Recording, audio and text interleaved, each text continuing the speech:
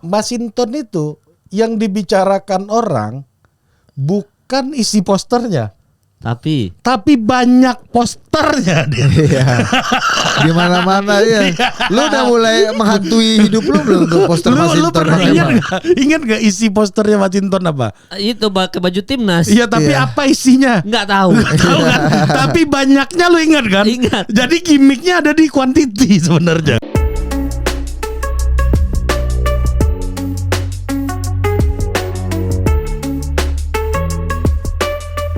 Coba lu tirukan gaya Mas Anang meyakinkan Young Lex untuk dukung Ganjar coba. Lex, nggak gitu Lex. Kamu denger aku dulu.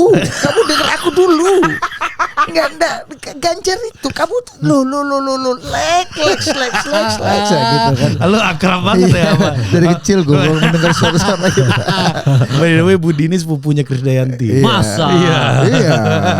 Oh, pantesan Raul Lemos deket ya. Iya, Raul Lemos lebih deket sama dia by the way ya. Tapi follow IG gua dulu baru IG Iya. Budi. Gua ingat Bang Raul, Budi belum di follow kata gua. iya. Kan yang saudara enter Budi bukan gua.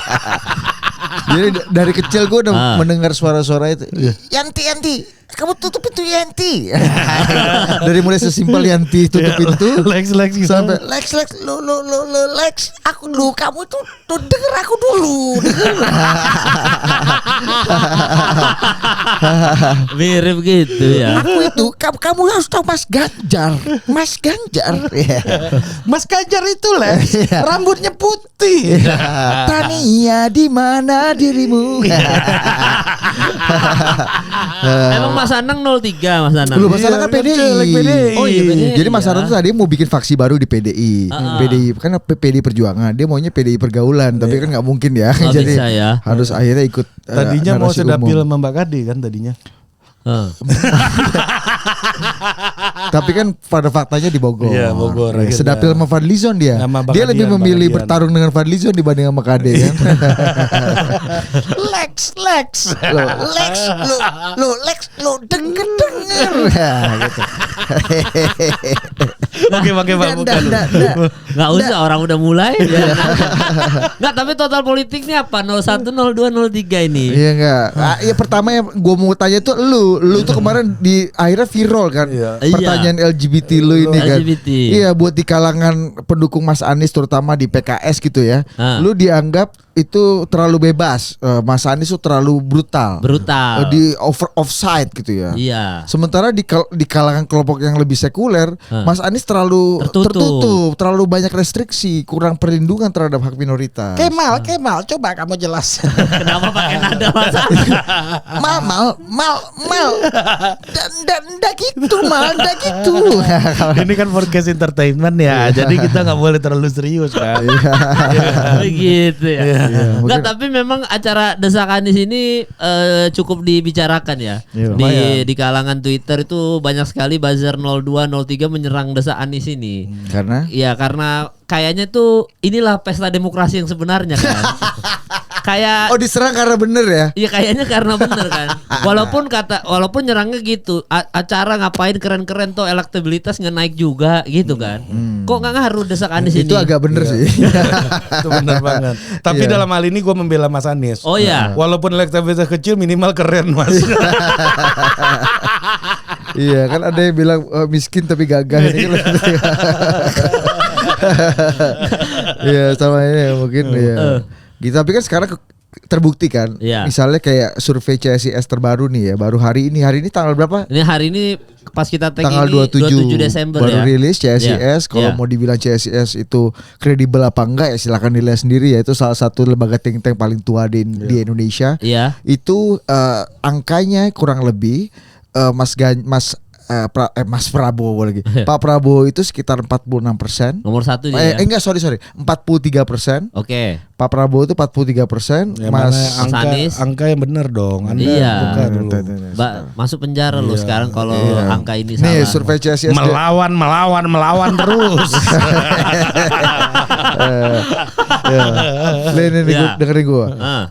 Pasangan 01 Anies Muhaimin 26,1%, Oke. Prabowo Gibran 43,7%, Ganjar Mahfud 19,4%. Oh, signifikan nih. Iya, jadi udah berbalik tuh tempat. Undecided votersnya atau unidentifying votersnya. Di sini datanya 6,4 kata si Gano ya. Tapi kan setelah kita telusuri kan ada 10-an lebih lah. 11%. Oh iya, naik ini ya, naik signifikan ya ternyata ya. Bukan karena desak Anies juga itu mah. Iya, Itu karena Mas Aniesnya rajin aja kan. Oh, bukan karena Caimin viral. Viral kenapa? Ya itu selepet, viral SGIE. Iya itu. Iya, nggak ngaruh itu Tapi ya. kan ini pasti sebelum ini kan, sebelum desak Anies ini. Oh iya. Iya, surveinya ya. Iya. Ya intinya mungkin Mas Ganjarnya yang udah mulai semakin terkoreksi. Ya Pak Prabowo-nya ya makin mendapatkan limpahan dari pemilih Jokowi yang mungkin dulu memilih Mas Ganjar. Sementara Mas Aniesnya mungkin mendapatkan kepercayaan dan udah mungkin makin strong posisinya di kubu oposisi gitu ya. Dan desak Anies kemarin itu kan yang ke-8 kalau nggak salah ya, Din. Yang kerja sama. Iya, episodenya ya. Iya, ya udah banyak kan. Artinya salut untuk siapa inisiator desak Anies? Iman Safei. Ya, Iman lagi top, Mas Iman. lagi. Kita selalu kalau lihat sepatu, aduh sepatu lo katro gak kayak Mas Iman lo. Air Jordan ya. Iya kan, memang beliau itu adalah standar dari kehybisan di Twitter kayaknya. Iya. Ari mau cari Air Mutombo. Gua aja mau kan potong nggak ada. rambut, gua kontak Iman Safei loh. Oh iya. Iya. Suhu ini dipotong kayak apa nih gitu gua. Coba pakai ini, dia kasih referensi.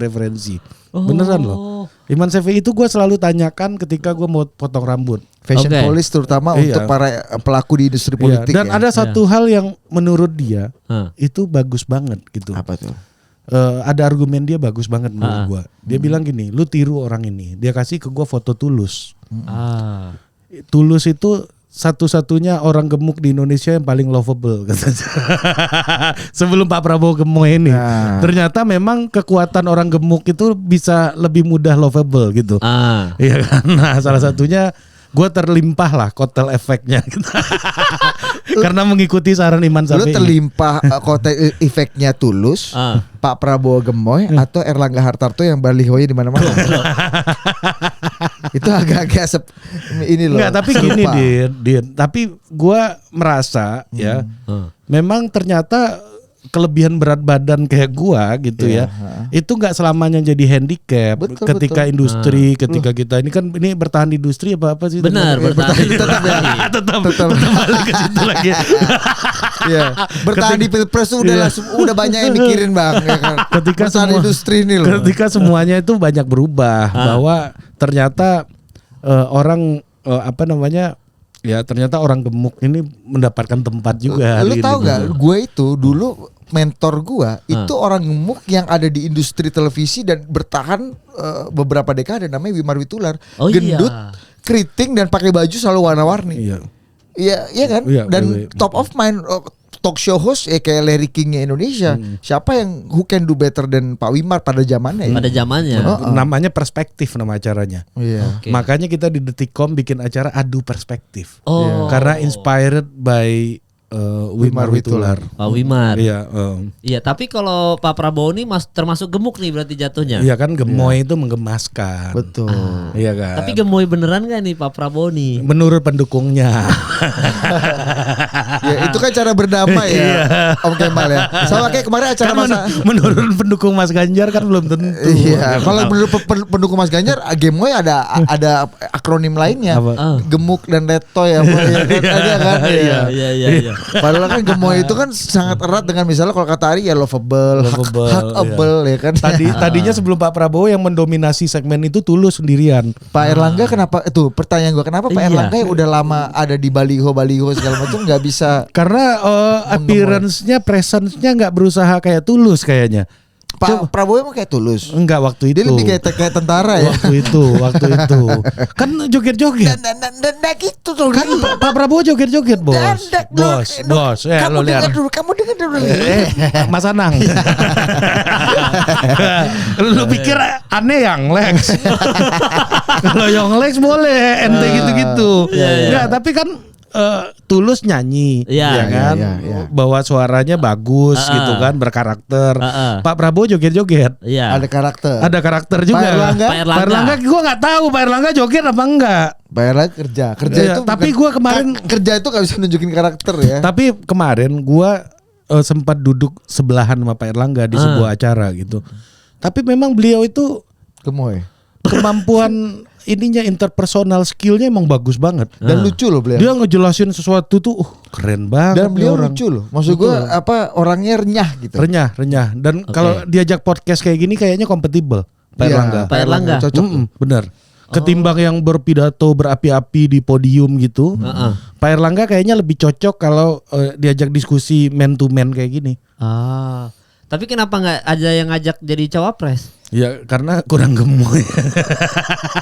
Atau harusnya Pak Erlangga sejak awal menjual kegemoyannya kan, mungkin orang berusaha menutupi itu, menjadikan itu jadi handicap sehingga ditutupi dan menonjolkan hal yang sebenarnya mungkin dia masih berusaha untuk menjadi itu gitu, atau dipersepsikan seperti itu sehingga sesuatu yang sebenarnya bisa jadi capital itu justru malah disimpan rapat-rapat di brankas. Nah sekarang kan Pak Prabowo kalau kita lihat kita juga hadir misalnya beberapa kali campaign, begitupun dengan Mas Ganjar pernah, Mas Anies pernah, kemarin juga desak Anies. Pak Prabowo tuh dalam setiap event ya kalau yang gue lihat itu selalu menyempatkan diri untuk joget gemoy ya Giri, untuk entertain pendukungnya gitu supaya ayo gitu.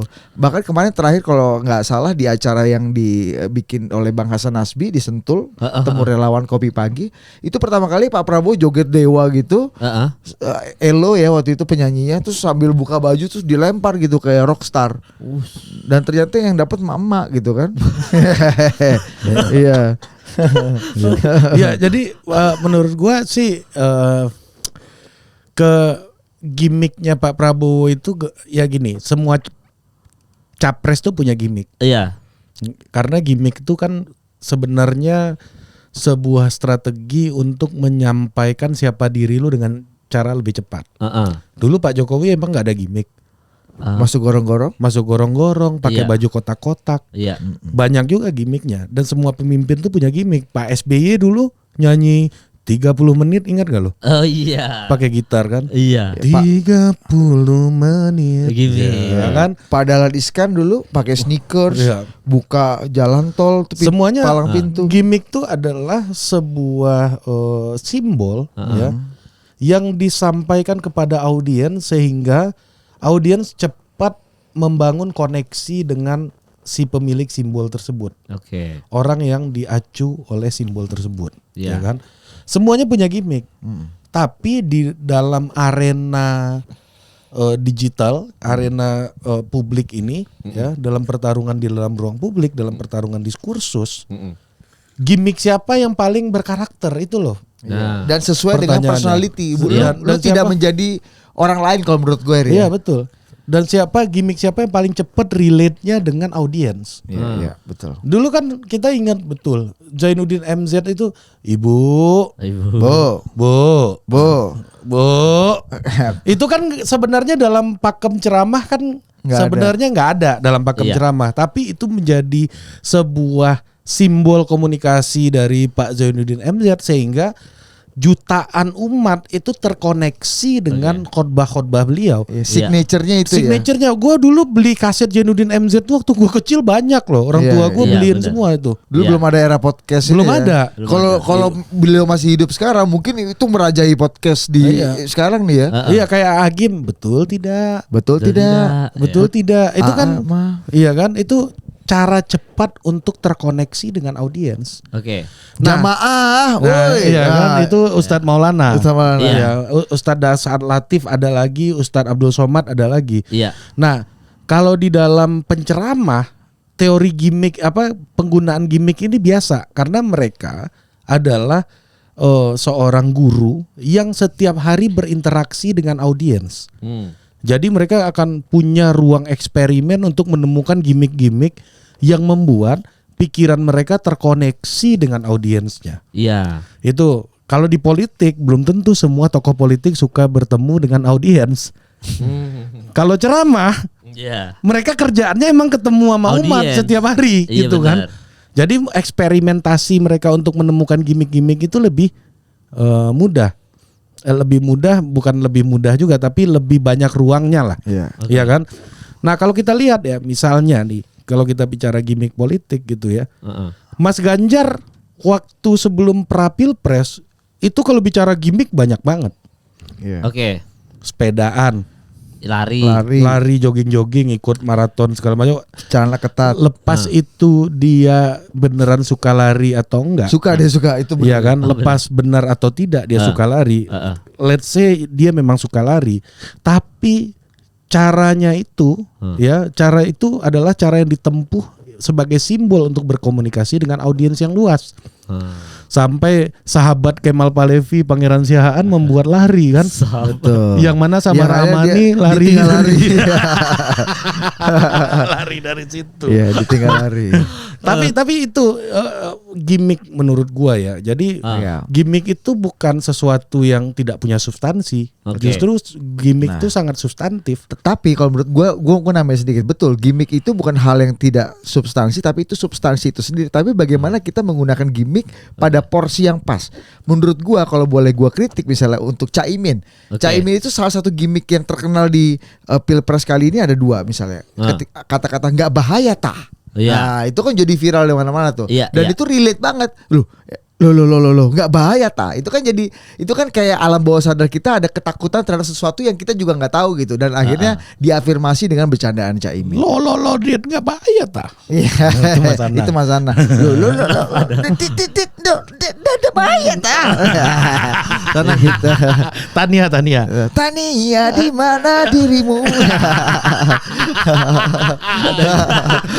Gitu. Lu udah merasa gua lebih kocak daripada lu. Oh iya, udah lucu banget. Berdua udah. Yang kedua misalnya selepet. Iya. Nah, selepet itu juga jadi gimmick kan, dan Iya. menurut gue bagus. Tapi Caimin terjebak kepada mengkapitalisasi dan mengeksploitasi keselepetannya lebih serius sehingga orang jadi nggak nangkep. Misalnya kemarin waktu di debat dia pakai bahasa selepet over. Menurut gue ya. Iya. Yang kedua bahkan dia anggap dia tarik naikin 3 oktav tuh bercandaan selepet atau gimmick selepet itu jadi selepetnomics yang dianggap ini sudah dibicarakan dan didiskusikan oleh para ahli gitu. Dan gue tanya ahli-ahli ekonom belum ada tuh gue bicara apa selepetnomics ini kan. Selepetnomics itu yang membuat kata selepet yang menyenangkan menjadi serius. Iya. Dan akhirnya menurut gue jadinya mungkin kok kayaknya nggak pas ya gitu mungkin ya. Jadi makanya penggunaan gimmick lebih terlalu banyak itu juga bisa kontraproduktif. Malah annoying ya. Betul, kayak gemoy kan Pak Prabowo kan kalau lihat misalnya, ini bukannya bela Pak Prabowo ya. Iya. Memakai kegemoyannya itu kan hanya misalnya 2 menit 3 menit gitu dalam satu rangkaian gitu. Kalau gue lihat ya. Nah, itu menurut gue dalam takaran yang cukup pas. Oke. Nggak yang masuk gemoy, tengah-tengah gemoy lagi, akhir juga joget gemoy, nggak gitu.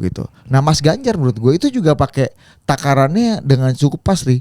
Ketika dia ketemu di masyarakat aja gitu. Ketika dia bicara hal-hal yang lebih serius, dia tinggalkan tuh tadi yang so called kata Ari itu gimmick-gimmick yang langsung interaksi spontan gitu dengan masyarakat gitu. Sorry ya itu gimmick gak? Sorry ya.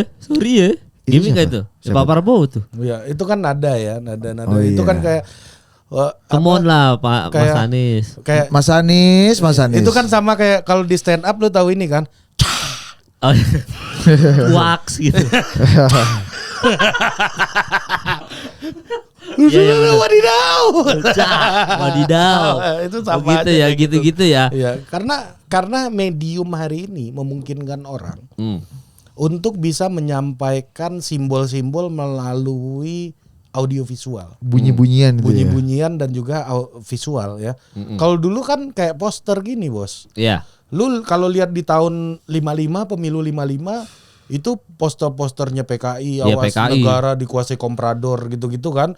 Terus Propaganda PNI lah. propagandanya pakai poster kayak begini dan Iya. itu muncullah kata-kata yang bombastis Iya. gitu, komprador terus apa namanya? Ya, diksi-diksinya jadinya- diksi. Kekuatannya Iya. ada di diksi. Diksi ya. Karena belum ada visual kan, belum Mediumnya ada TV. belum audio Dan visual. radio voice. Iya, voice. Iya. Voice setelah itu kan. Heeh. Iya. Ya, waktu itu udah ada audio radio. Radio tapi, the only game in town iya, lah. tapi Iya. radio belum dikonsumsi daily gitu loh. bukan daily consumption, tapi cuma momentum tertentu. Ini ada pidato Bung Karno dari jam segini sampai segini gitu. Tapi belum full, tapi lebih banyak menggunakan poster-poster gitu loh waktu itu. Medium jadi menurut lu Masinton tuh ketinggalan zaman. Karena kan 7-Eleven loh dia makanya. Iya, Masinton posternya di mana-mana loh. Iya, itu hegemoni ruang publik namanya. Enggak, poster tapi gini loh, Bos. Maksud gua gini. Masinton itu yang dibicarakan orang bukan isi posternya. Tapi banyak posternya dia. Di mana-mana ya.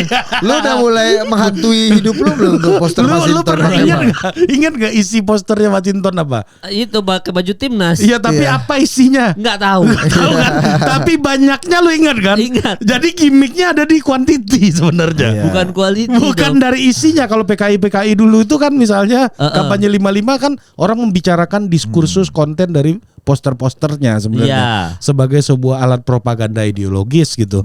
Ketika lihat Masinton, ada nggak hati lu tergerak secara ideologis untuk sesuatu hal? Aduh dia. Ada lagi. Ampun ada lagi. Tapi kuantitinya gue setuju. Iya. Poster Masinton tidak akan dibicarakan orang kalau kuantitinya nggak sebanyak itu. Betul. Karena dari segi pesan-pesan kan normal aja. Iya. Paling dia pakai logo 7-Eleven aja kan. Gue nggak tahu dibayar royalti bagi kawan. Normal bos. Isinya normal. Wajah pun nggak istimewa.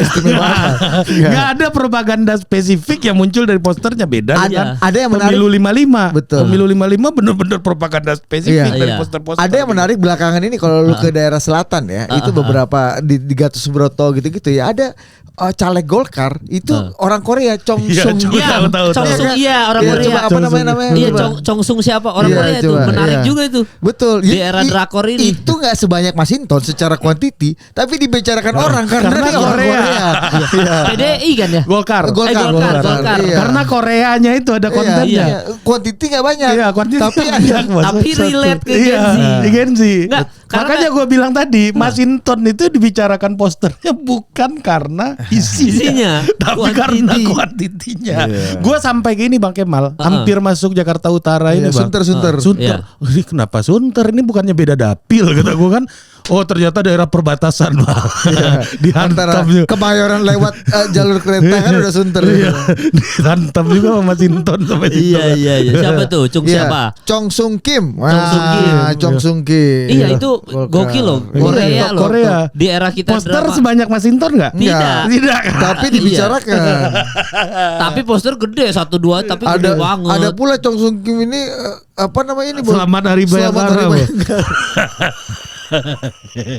Enggak, tapi ya dulu pernah ada kasus itu, maksudnya ada pemilih caleg, misalkan kita kan legislatif juga dipilih, nggak cuma pilpres kan, nggak cuma presiden. Ada satu momen di mana orang ini masuk bilik suara.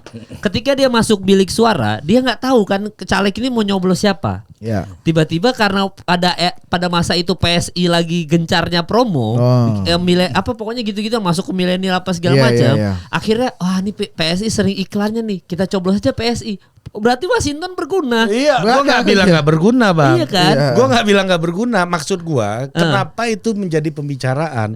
Karena jumlahnya, bukan karena isinya. PSI waktu itu kenapa jadi pembicaraan betul? Karena dia salah satu yang mungkin paling agresif.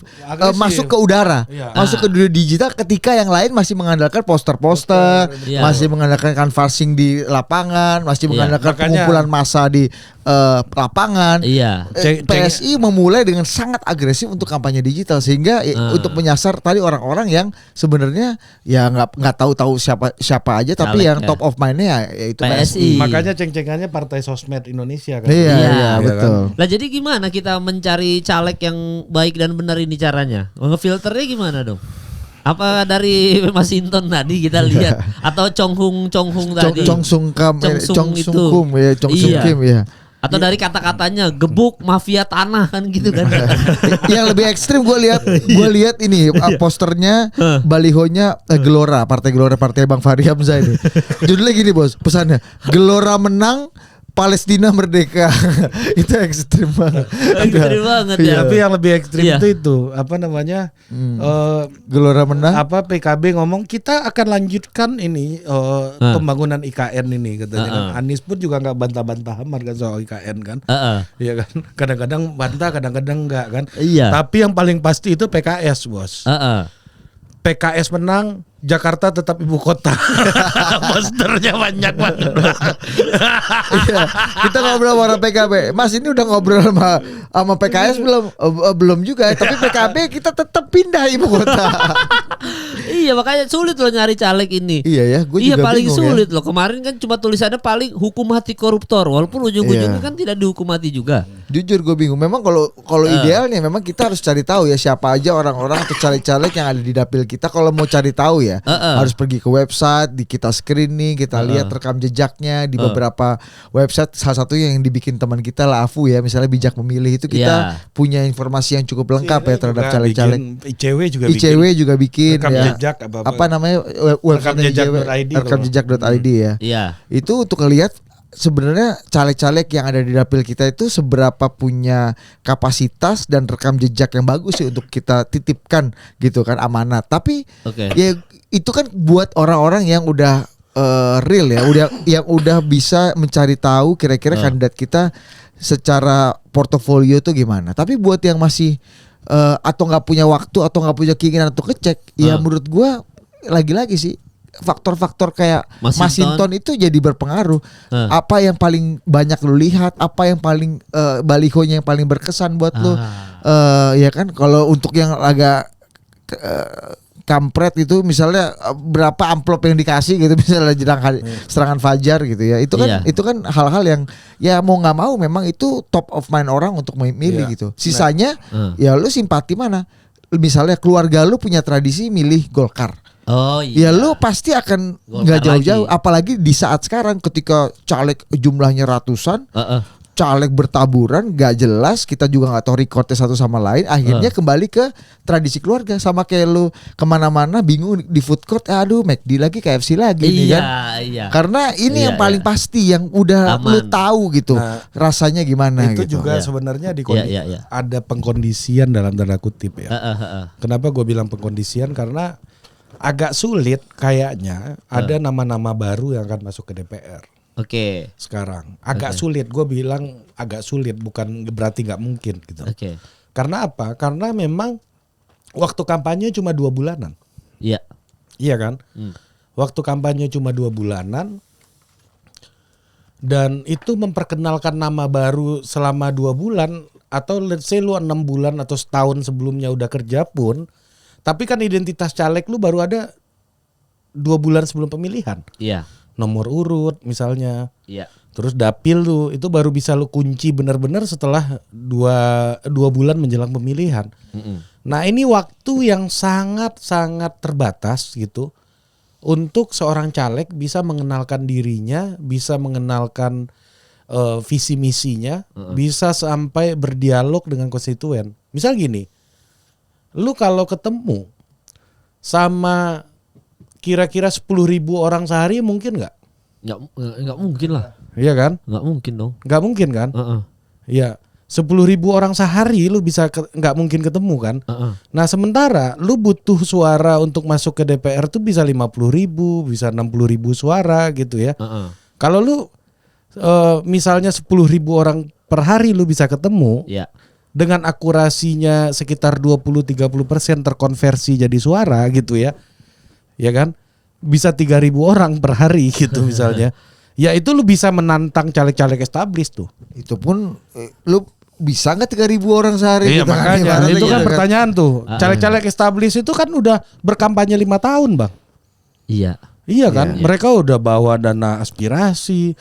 Setiap proses balik ke ini, karena ke konstituen. Karena memang kegagalan caleg lama itu angkanya nggak nyampe 40% lah kayaknya. Sangat sedikit. Kecuali mereka mundur gitu ya. Iya kan, kalau kegagalan itu memang ada nama-nama besar yang tergelincir itu ada. Mungkin karena kepedean atau mereka udah sangat yakin mereka didukung oleh konstituennya, atau biasanya mereka di partainya itu ada perubahan cuaca. Oke. Yang tadinya mereka ada di geng penguasa di partainya, ternyata pas tarung kongres penguasanya berubah. Iya. Dia pindah nomor urut gitu misalnya. Nah, itu banyak Iya. terjadi lah. Atau yang beberapa caleg gitu misalnya yang sebelumnya memegang jabatan di eksekutif yang cukup tinggi gitu, misalnya ada yang begitupun di legislatif ya, ketua DPR, ada yang menteri. Menteri banyak banget tuh yang gagal di pemilu kemarin. Itu karena mungkin ya karena waktunya. Lagi-lagi kapasitas lu untuk bertemu dengan orang dan lu nggak bisa serta-merta, kan kalau anggota DPR itu lu punya dana aspirasi, punya kekuatan juga untuk bisa kembali ke dapil lu dan memberikan sesuatu, misalnya membangun sesuatu, kasih pelatihan ini, memberikan sesuatu juga gitu, dan itu dilakukan selama 5 tahun. Nah kalau menteri di jabatan eksekutif, lu kan harus mikirin Indonesia, bos. Iya. Gitu. Jadi cuma dapil ya. Betul. Dan kedua, visi misi caleg itu nggak ada. Mereka bergerak dengan visi misi partainya. Iya. Ini salah satu orang yang gue anggap reputable dalam politik gitu ya, mengatakan begini, kalaulah partai bekerja dengan baik, ya dia punya menjalankan fungsi-fungsi kepartaian, fungsi aspirasi, fungsi budgeting, fungsi kaderisasi dan lain-lain itu, ya itu seorang caleg tuh udah nggak perlu turun-turun lagi. Karena struktur partai sudah bekerja. Sudah jelas. Jadi kalau lu mau tanya ya ke gua, caleg mana yang paling efektif dalam waktu yang relatif singkat, bisa memperkenalkan dirinya kepada konstituennya, bisa cepat mengumpulkan orang 10.000 sehari yang gua bilang tadi. Itu ada orang yang bisa loh 10.000 sehari itu. Siapa? Ada banyak. Dengan syarat ya dia pegang struktur partainya dengan benar-benar kuat. Dan itu harus dilakukan, nggak bisa jelang pemilu. Lu harus rawat itu bertahun-tahun. Artinya betul. Lu tidak hanya merawat konstituen lu dengan dana-dana hak lu sebagai anggota DPR, tapi lu juga harus merawat struktur partai lu yang akan mewartakan dan mewangikan nama lu di hari-hari ketika lu nggak turun gitu, Bang. Ya, dan bahkan relawan lah kalau zaman sekarang. Orang-orang partai ini yang mungkin dia nggak terpilih di pemilu sebelumnya, tapi dia masih mengurus struktur partai di dapilnya itu. Di Openi ya. Ya di Openi masih diurus dengan apalah caranya dia jadi orang yang bekerja untuk kementerian tertentu gitu, dia bawa dana aspirasinya, staf khusus dan lain-lain gitu, dia bawa ke dapilnya menggunakan struktur partai. Jadi logikanya gini deh, karena yang bikin aturan pertarungan ini kan semuanya partai politik. Iya. Pasti mereka mau orang yang bisa terpilih adalah orang yang berkeringat untuk partainya. Nah, gitu. Jadi di satu sisi memang ada kritik terhadap istilah petugas partai di satu sisi. Tapi di sisi yang lain, nih di sini gua agak stand untuk Pak Ganjar nih. Partai itu bagus kalau ada tugasnya. Mana yang lebih bagus? Partai ada tugasnya apa enggak? Ada tugas. Iya, itu. Dulu ada tugas. Dulu lu bilang partai nganggur ya kan? Iya. Lu partai nganggur lu komplain. Nah, sekarang partai ada tugasnya ente komplain juga. Serba salah ya. Iya kan? Jadi salah, menurut gua, jika lu tanya bagaimana caleg itu bisa yang mana yang akan lu pilih? Pilihlah orang yang betul-betul menjalankan ideologi partainya, yang betul-betul menjadi ring satu di partainya menurut gua. Nah yang kedua, yang betul-betul dia bisa mengerti aspirasi lu, dan kemudian agenda lu bisa menjadi agenda partainya. Idealnya kayak gitu. Nah tapi dalam hal ini lagi-lagi menyambung podcast kita sebelumnya soal Pak Jokowi yang tidak membangun regulasi soal partai politik gitu ya. Nah kritik gue yang di podcast sebelumnya gitu. Nah di sini gue mau bilang lagi bahwa udahlah caleg-caleg itu kalau lu mau jadi caleg 2029, lu urusin partai dong. Lebih aktif di partai. Lu jangan urusi diri sendiri ya. Betul, lu anti partai tapi lu nggak mau benerin partai, gimana ceritanya? Dan sementara lu mau jabatannya, mau hak tapi nggak mau tanggung jawabnya, gimana?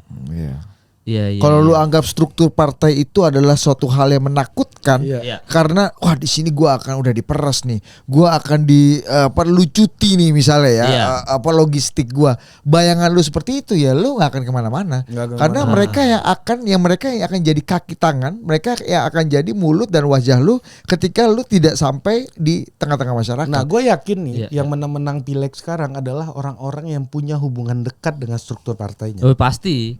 Gue yakin itu. Udah pasti, dan banyak speak up juga mungkin soal partainya dia. Betul. Dan disenangi oleh elit partainya. Itu paling Dan penting. atau satu lagi sebagai anggota DPR misalnya ya, lu betul-betul rajin untuk merawat konstituen dan dapil lu. Iya. Lu bikin sesuatu, ada hal yang betul-betul lu urus lah. Misalnya bansosnya gimana? Oh, daerah dapil gua harus mendapatkan kartu Indonesia Pintar sehingga akses kepada beasiswa untuk konstituen gua perjuangkan. Dan akses kepada air bersih gitu misalnya, kalau ada proyek-proyek Kementerian PU gitu misalnya ada. Iya. Gitu-gitu. Dan hasilnya apa?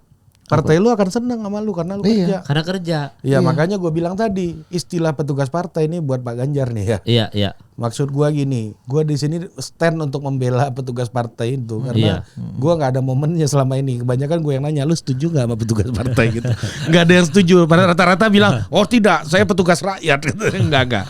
Menurut gue partai itu bagus kalau ada tugasnya.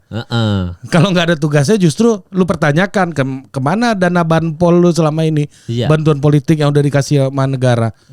Iya kan? Kalau lu nggak ada tugasnya. Gitu loh. Jadi kalau anggota DPR menjalankan tugas aspirasi dengan baik, pasti akan mendapatkan manfaat juga partainya. Kalau lu menjadi anggota DPR yang lancung, yang mengkhianati rakyat, nggak pernah turun, nggak pernah membawa dan mengartikulasikan aspirasi di lapangan juga, partai lu yang akan menerima getahnya juga. Ini penipu nih.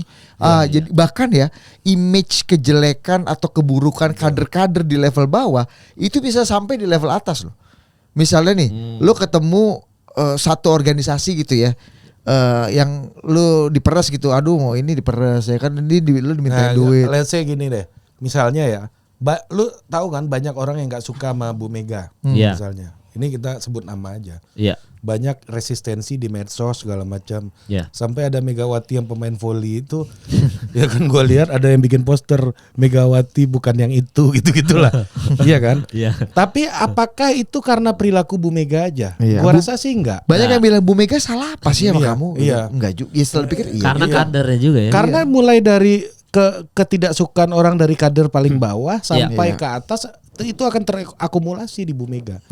Nah, ini yang gua mau jelaskan soal approval rating Pak SBY dan Pak Jokowi. Ini contoh bedanya ya. Kenapa approval rating Pak Jokowi bisa tinggi kayak sekarang 70%, 80%. Ya kan, kalau ada satu media menuduh karena intervensi terhadap surveinya, tapi gua nggak setuju. Karena lembaga survei menurut gua masih punya etik, masih punya benteng untuk menjaga kredibilitasnya. Ya. Kenapa? Karena Pak Jokowi tidak dibebani oleh sentimen negatif orang terhadap partainya dari level bawah sampai atas karena dia bukan ketua partai. Sementara Pak SBY dulu karena ketua umum partai sekaligus presiden, dia terbebani oleh sentimen negatif orang terhadap partainya dari bawah sampai ke atas terakumulasi. Jadi angka approval ratingnya sebagai kepala negara dan kepala pemerintahan itu terkoreksi oleh posisi dia sebagai ketua partai yang mana resistensi dan ketidaksukaan orang dari level bawah sampai atas itu juga akan terakumulasi kepada dia gitu. Sementara Pak Jokowi enggak. Pak Jokowi selalu bermain sebagai seorang yang masa mengambang, tiba-tiba pakai dasi kuning. Dan Pak Jokowi itu pemain sirkus yang baik buat masyarakat. Lagi-lagi kan ada rumus Julius Caesar zaman dulu, kalau lu ingin bikin happy rakyat lu kasih sirkus dan roti. Roti itu lu kasih apa? Lu kasih bantuan tunai, lu kasih pajak yang murah, lu bantu dia dalam mempermudah mengurus izin-izin gitu-gitu. Lu kasih itu tuh basic needs-nya. Yang kedua, kalau lu nggak bisa kasih atau lu mau melengkapi supaya lu makin dicintai, lu kasih sirkus. Pak Jokowi selalu bikin sirkus-sirkus itu loh. Misalnya jalan rusak di Lampung gitu ya. Harusnya kan itu kan tugas gubernur atau tugas menteri PUPR aja, Pak Basuki aja. Pak Jokowi datang, dia udah disiapin jalan yang mulus sama pemerintah provinsi Lampung, dia pilih jalan yang rusak, ada videonya, sirkus kan ujungnya. Tapi ya rakyat happy. Jadi nah itulah cara untuk mengelola kecintaan orang kepada Pak Jokowi. Pak Jokowi kalau dia ketua partai, dia pasti juga akan terkoreksi karena sirkusnya. Ya karena itu. kader dari bawah itu. Iya. Ya, berarti kan Pak SBY juga bisa bikin sirkus dulu, nyanyi segala macam, bikin sirkus juga, tapi dia terkoreksi dengan sentimen negatif terhadap partainya tadi. Karena di berbagai macam survei kepercayaan kepada partai politik dan DPR itu selalu relatif di bawah terus gitu. Iya. Lah berarti bisa kena ke Pak Prabowo juga dong kalau Pak Prabowo jadi presiden kan? Ya bisa, kayak kasus Pak SBY misalkan kadernya dari paling bawah Gerindra sampai ke atas kan? Sangat bisa. Nah, untungnya sekarang gitu kan. Untungnya posisi Pak Prabowo agak enak karena apa? Karena resistensi terhadap partainya juga nggak besar-besar amat sebenarnya dari level bawah. Dan gitu. Satu lagi Pak Prabowo diasumsikan atau dipersepsikan didukung oleh orang yang dicintai lebih dari 70% orang Indonesia, yaitu Pak Jokowi. Jadi ada ambience dari kecintaan orang pada Pak Jokowi yang kemudian melekat dan diasosiasikan juga kepada Pak Prabowo gitu. Jadi itu lu kalau gaul sama orang baik kan lu juga dianggap menjadi kelompok baik gitu gitu. Meskipun kadang-kadang juga gaul dengan orang yang dianggap baik. Bukan Pak Jokowi baik atau enggak, gue nggak kenal personal. Dipersepsikan baik melalui approval rating. Kalau Budi kan pernah umroh bareng dia. Jadi jangan lagi cerita lama. Kalau gua kan baru bisa bilang dipersepsikan. Tugas kepresidenan. Tapi kalau misalkan akan ada berita juga itu yang di Twitter itu kalau misalkan 02 naik berarti kan ini mencoreng konstitusi karena nepotisme berkibar. Nah, bagaimana itu? Menurut gue secara konstitusi, secara aturan, baik legal ataupun etik, sejauh ini belum ada yang secara letterlek dilanggar oleh Pak Jokowi sebenarnya, atau dilanggar oleh Pak Prabowo. Pertama secara aturan ya. MK udah memutuskan, artinya itu Mas Gibran sudah legal menjadi calon wakil presiden. Terlepas lu suka atau nggak suka, lu setuju atau nggak setuju, karena setiap keputusan politik ataupun keputusan hukum itu lu nggak akan bisa menyenangkan semua orang, gitu. Kalau prinsip gue kayak gitu sih. Jadi sebenarnya ini kan masalah nepotisme atau masalah hal-hal yang sangat etik itu kan sifatnya subjektif ya, Bang Kemal. Ada yang bilang misalnya ngambil makan pakai tangan kiri itu nggak etik, nggak sopan gitu. Tapi buat orang kidal lah ini gue nyamannya pakai tangan kiri hari-hari kayak gitu kan. Jadi masalah etika, masalah moralitas itu menurut gue banyak hal yang sangat subjektif nilainya. Tapi kalau bicara aturan konstitusional gitu, ya makanya secara kalau kita bedah, enggak kok semua aturannya sejauh ini sudah berhasil dilalui gitu. Jadi aturan memang nggak ada masalah. Mungkin secara etika atau secara moralitas, nah itu yang menjadi perdebatan. Dan ujung-ujungnya kita lihat aja di konversi suara di survei. Approval rating ke Pak Jokowi gimana setelah kasus ini? Survei Pak Prabowo Gibran bagaimana secara kasus ini? Seberapa banyak orang yang mengetahui ataupun dari yang mengetahui, seberapa banyak orang yang setuju atau nggak setuju atau bodoh amat gitu dengan kasus ini? Itu kan yang kemudian bisa dinilai. Akhirnya orang menilai apakah sentimen atau kesimpulan hipotesa ini lakukan nepotisme atau enggak itu menjadi sebuah kesimpulan. Tapi kalau gua agak beda sama Budi dalam hal ini. Bagi gua memang harus diakui proses pencalonan Gibran ini bukan proses yang normal. Harus diakui. Ini bukan proses yang normal sama sekali, enggak. Ya kan? Aturan berubah jelang hari pendaftaran gitu ya. Ini bukan sebuah proses yang normal. Perkara dia itu etik dan tidak secara hukum, kan semua keputusan udah seperti yang Budi bilang tadi, sudah putus ya kan, dan ini diperbolehkan gitu kan. Ya perkara itu tidak sesuai dengan keyakinan lu, silahkan tidak memilih Prabowo Gibran, kan itu sebenarnya yang mau diomongin sama Budi tadi gitu. Tapi gue mau ngelihat di luar itu sebenarnya ya, bahwa ini bukan proses yang normal dan MK itu adalah proses politik. MK itu adalah sebuah proses politik dan ini tidak normal, ya kan? Nah, pertanyaannya selanjutnya adalah proses politik mana yang lu anggap normal selama ini? Wah itu dia. Wah sulit banget jawabnya lagi. Pertanyaannya itu. Sulit banget jawabannya. Kita pernah melihat bahwa ketidaknormalan itu kita nikmati kok. Ketidaknormalan. Misalnya tiba-tiba jelang pemilu 2024 ada perubahan aturan mengenai pemeriksaan kesehatan. Oke. 2004. Iya 2004. Lu bilang 2024 Iya, tadi. 2024. 2004 maksudnya. Iya. Yang akhirnya Gus Dur nggak bisa mencalonkan. Iya. Jelang 2004 juga ada aturan yang sebelumnya calon presiden itu harus lulusan S1 kemudian diganti jadi lulusan SMA. Iya. Untuk mengakomodir orang yang ijazahnya sampai SMA. Iya. Itu tidak normal. Ya kan jelang pemilihan ada perubahan aturan dan waktu itu situasi memang konsolidasi demokrasi. Yang kemudian hari ini kita menikmati bahwa calon presiden kita harus dicek kesehatannya, iya. Ya kan jadi kita dan SMA. Iya kan kita dapat orang yang paling tidak udah certified itu sehat. Oke. Ya kan? Yang kedua SMA. Opportunity orang untuk menjadi presiden juga makin terbuka. Iya. Barrier to entry-nya jadi mengecil kan? Mengecil. Nah, kalau kita lihat dari 3 putusan yang tidak normal ini antara kesehatan, ijazah SMA dan usia atau kepala daerah, gue mau nanya sama lu. Iya. Kalau ijazah SMA ada yang dirugikan atau enggak? Dirugikan apa nih? Dirugikan gara-gara aturan itu.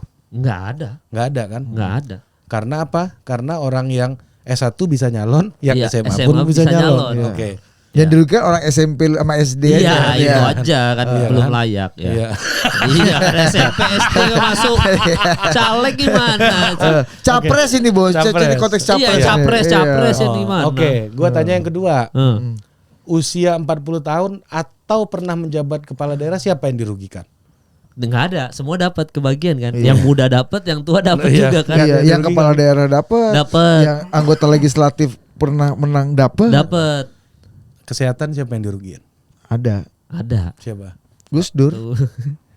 Lebih mana? Yang lebih baik yang mana? Lebih diskriminatif mana gitu maksud lo? Iya, itu benar, pertanyaan benar tuh. Lebih diskriminatif yang mana? Ya kesehatan. Iya kan? Ini langsung menyudutkan satu orang. Lebih kan? manipulatif yang mana? Kesehatan. Misalnya. Iya. Padahal bukan gue yang ngomong loh ya. Iya loh. Loh tapi kan kalau anjing bukannya disapu malah ini. Ya tapi kan kalau kesehatan bener, kalau kita misalkan kita lihat dari ini kesehatan kan merugikan. Iya, tapi kan nggak normal semua nih tiga-tiganya. Nah, gue tanya malu dibikin detik-detik menjelang penetapan atau pemilihan atau kurasi calon presiden waktu itu. Iya. Tapi kan kalau kesehatan, misalkan kesehatan ini masuk ya kan, misalkan ngomongin kesehatan, ya kan presiden memang harus sehat kan. Ya tapi ada orang yang dirugikan kan nggak ketika aturan itu dibuat. Ya ada. Siapa? Ada. Siapa? Iya. Lu jawab dong. Iya. Jawab dong. Iya. Normal aja. Siapa? Orang yang sakit. Siapa? Waktu itu Pak Gus Dur. Gus Dur. Pak Gus Dur, Anda konsisten dong. Iya. Pak atau Gus? Iya Gus Dur. Bro, Indonesia itu maju dalam menurut gua setelah reformasi kita tuh way jauh maju dalam demokrasi. Lu bayang gak? Kita punya presiden wanita. Iya. Amerika belum pernah. Kita punya presiden yang so called disabilitas.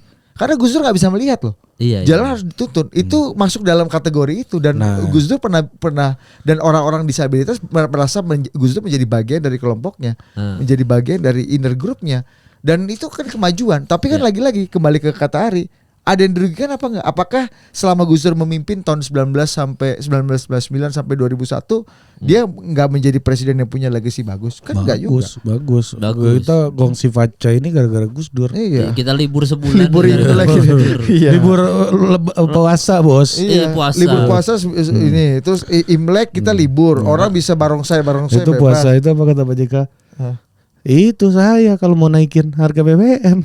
Iya. Itu jelang puasa. Iya. Pas puasa Ya, orang. kamu pilih saja itu 1 hari jelang puasa kau naikkan itu BBM. Itu pasti orang demo sebentar sudah lelah, capek, dia haus. Menjelang maghrib sudah berhenti nih demonya. Makanya timing juga penting. Iya. Iya ya, jadi semua cacat ya. Ya, mana gue tanya sama lu satu aja undang-undang yang lu anggap atau keputusan politik di Indonesia yang tidak subjektif. Satu aja gue mau nanya sama lu. Yang tidak subjektif. Satu ya. Bisa lu sebut nggak? Nggak ada deh kayaknya deh. Nah oke. Itu maksud gue gitu aja sebenarnya. Iya ya. Tapi kalau lu nggak suka dengan usaha ini, lu anggap tidak etis, ini lu anggap merusak undang-undang ketatanegaraan, ya kan? Ya lu kan punya hak untuk tidak memilih ini gitu. Oke. Ya kan? Tapi kalau lu bilang sebagai sebuah proses politik, Iya. kita harus fair juga ngelihatnya. Tapi pas SBY nggak ada kayaknya. Itu Apa? yang cacat politik ketika beliau menjabat kan, menjadi presiden pas Pilpres Pak SBY. Apa? Ya Maksudnya? nggak ada keputusan politik yang cacat gitu untuk mensukseskan SBY jadi presiden Waktu gitu. itu keputusan untuk Pilkada. bukan presidential threshold 20%. Dan iya, Oh iya. Iya, sehingga ada nggak yang dirugikan? Ada. Ada banyak Banyak. itu. Iya nggak? Oh iya itu SBY ya. SBY 2009 ya? Iya. Iya dong, karena di 2004 itu lu masuk parliamentary threshold aja 4%-an Liri ya. 2,5. 2004 2,5. Iya, pokoknya lu masuk Iya, parlemen adalah. aja lu bisa mencalonkan presiden, makanya calonnya 5 waktu itu. Pak Hamzah Has, Iya, Pak 2004, Amin Rais, 2004. Pak Wiranto, Pak SBY, Bu Mega 5. Iya. Karena barrier to entry-nya kecil. Kalau gua sih esensi gua gini, demokrasi itu selalu, ini gue bicara prinsip dan gue harus konsisten dengan ide ini. Oke. Demokrasi itu soal membuka alternatif. Oke. Jika sebuah keputusan itu mengurangi alternatif, gue akan kritik. Oke. Tapi kalau putusan itu malah membuka alternatif, ya nggak apa-apa gitu ya udah. Lu kalau mau bilang ini proses tidak normal, iya ini tidak Oke. normal gitu. Oke. Tapi apakah ada yang dirugikan atau enggak? Gitu pertanyaannya. Iya, sebenarnya. dan menurut gua di tengah Tidak ada situasi emang. iya Nggak ada. dan arus informasi sebegini terbuka, lu kan bisa menilai dengan sangat terbuka juga, Bro. Dan lu akan bisa punya judgement apakah ini salah, apakah ini etis Iya, apa toh enggak, apakah waktu gua itu cocok apa PDI enggak. Perjuangan seingat gua juga sempat mengatakan kok kalau putusan MK-nya membolehkan Gibran ya Gibran memperbolehkan di bawah 40 tahun atau kepala daerah ini, ya kan? Gibran akan dijadikan salah satu yang dipertimbangkan jadi cawapresnya Pak Ganjar kok. PDI juga bilang gitu. Iya. Iya kan? Iya. Kalau di Mas Anies kan agak nggak mungkin karena narasinya perubahan. Perubahan. Iya kan, narasinya perubahan kalau Mas Anies. Iya juga. Jadi gue sih melihatnya berdasarkan nilai-nilai gue segala macam ya. Oke. Basisnya nilai sih sebenarnya gue ngelihatnya. Oke, berarti kalau dari ketiga capres ini, Misalnya kayak 3 periode gitu misalnya. Itu Oke. gue nggak dapat tuh logikanya apa 3 periode tuh. Oke. Ya gue mempertanyakan Bang Kodari walaupun memang menurut gue waktu itu dia Bang Secara- Kodari ngasih ke argumen solid juga loh. Iya, soal ini kan apa kohesi sosial kan? Ya, enggak soal ini Pembangunan. yang solid sama dia bahwa imajinasi Anda ketika reformasi Oh iya, nggak itu bisa dipakai apakah lagi. masih bisa dipakai hari ini 25 tahun loh. Iya. Oke. Itu yang lain gue bisa pertanyakan, masalah polarisasi bisa kita pertanyakan, Iya, bisa. masalah yang lain-lain bisa dipertanyakan. Tapi ada satu argumennya Bang Kodari menurut gue solid. Apa itu? Iya. Yaitu tadi apakah imajinasi hari ini soal kehidupan bernegara masih bisa sama seperti halnya waktu reformasi yang sangat kaya dengan nuansa heroisme, Iya. ya kan? Trauma Orde Baru. Trauma Orde Baru. Apakah hari ini pranata sosialnya itu memungkinkan kita untuk side back ke Orde Baru lagi? Intinya lu jangan pakai kacamata Nah, 25 itu. tahun lalu untuk memandang situasi saat Iya, ini. kalau hal itu gue bisa, Iya. oh bener juga Iya, gitu kan. iya, iya. Dalam hal itu, sisanya gue nggak percaya sama argumennya Bang Kodari gitu. Tapi untuk hal itu, Itu argumen ini ya. agak ngarang gitu. Walaupun Yang penting tujuannya kita tahu. walaupun tujuannya sama Bang Kodari gitu kan. Tapi argumennya soal kacamata melihat politik hari ini dengan kacamata reformasi itu menurut gue sesuatu yang Usang. solid untuk kita pertanyakan. Oke. Maksudnya solid untuk diperdebatkan Iya, gitu. karena Apakah gini, betul apakah nilainya masih sama apa enggak? Iya nilainya kan. Karena gini ya, lu mengatakan bahwa yang mengatur Orde Baru itu jelek, Orde Baru itu membatasi kebebasan berpendapat, Orde Baru itu bermasalah gitu misalnya ya. Ya. Kan narasi reformasi kan kayak begitu. Iya, iya. Tapi gimana kita bisa mencapai apa-apa yang Orde Baru bisa capai? Itu ya kan jadi pertanyaan juga hari ini. Setelah 25 tahun reformasi, ternyata kita nggak pernah pertumbuhan ekonomi setinggi Orde Baru. Satu gitu. Kita nggak pernah, kayaknya nggak ada tuh teknokrat hebat seperti Orde Baru lagi lahir. Ya Bu Sri Mulyani lah. Iya, Bu Sri. Ya, sedikit. Nggak sebanyak dulu gitu. Oke. Nah, jadi menurut gua sih pertanyaannya akhirnya apakah cita-cita reformasi itu ya tidak layak kita pertanyakan ulang? Apakah ini kitab suci yang nggak boleh kita pertanyakan? Dalam hal itu gua menerima Bang Kodari. Oke. Ini kan dalam konteks lu menghakimi itu sebagai sebuah kejahatan konstitusi. Iya. Bahwa lu kalau bicara mengenai mengubah atau mempertanyakan atau meredefinisi lagi masa jabatan presiden yang waktu itu diperjuangkan dalam semangat reformasi, itu lu jahat lah. Lu sebagai penjahat konstitusi. Nah, itu kan capnya seperti itu. Iya, yang diomongin Bang Kodari. Ya. Sisanya gua pertanyakan. Ari masuk. Polarisasi gua pertanyakan, segala macam gua pertanyakan. Meskipun jawabannya mungkin saja masih relevan, mungkin saja enggak. Tapi artinya itu layak untuk diangkat dalam sebuah diskursus publik. Bang Kodari membuka cakrawala kita untuk berpikir dengan ide 3 periode. Makanya jangan dipersalahkan. Balik lagi ke isu kita sebelumnya. Bad ideas and bad behavior. Iya. Iya, Bang Kodari itu mungkin 3 periode itu bad ideas. Iya. Bukan bad behavior gitu. Iya, bad idea kita harus lawan dengan good idea. Iya, kan? good ideas. Ternyata gue cek ada argumennya yang agak solid nih. Soal apakah 25 tahun yang lalu itu, kayaknya 25 tahun yang lalu itu udah jauh kata Bang Kodari. Bener juga kata gue. Tapi 3 periode kan lewat Gibran nih sekarang berarti kan? Enggak lah, kan presidennya Pak Prabowo presidennya. Iya, tapi kan tetap legasinya tetap lanjut dong. Berarti kan legasinya Pak Jokowi kan secara nggak langsung kan berarti narasinya begitu. Narasinya 3 periode juga kan. Ya kalau lu breakdown dalam aturan konstitusi demokrasi gitu. Ya itu nggak comply dari segi aturan ya. Dan dari lu lihat ini regulasinya ini nggak masuk. Ini regulasi nggak juga ini. Semua terpenuhi secara administratif dan regulatif. Lagi-lagi ujungnya bener kata Ari, hati lu gimana? Wawasan dan perspektif pikiran lu dalam memandang sebuah nilai atau etika atau moralitas itu gimana melihat situasi ini? Nah itu yang lu bawa ke bilik suara nanti. Aspirasi itu yang kemudian lu suarakan mungkin di ruang-ruang publik. Jadi salah satu hal yang juga tidak normal dan juga kita nikmati, tahu nggak apa? Apa? Lawan politik bergabung jadi menteri pemenang, itu tidak normal. Nggak pernah kita bayangin Donald Trump jadi menteri pertahanannya Biden kan, misalnya. Itu tidak normal. Tapi karena COVID kemarin kita nikmati. Stabil, Pak Jokowi bisa ngambil decision macam-macam dan itu agak sulit membantahnya tuh argumen itu. Itu solid tuh solid. Itu tidak normal. Tapi lu bisa menikmati. Makanya gue bilang ini karena presiden dengan apapun yang terjadi selama ini ya. Kalau perang mulut politik ya lu ukur-ukur lah. Toh nanti kalau gabung gimana? Lu kayak Valdo Maldini nanti.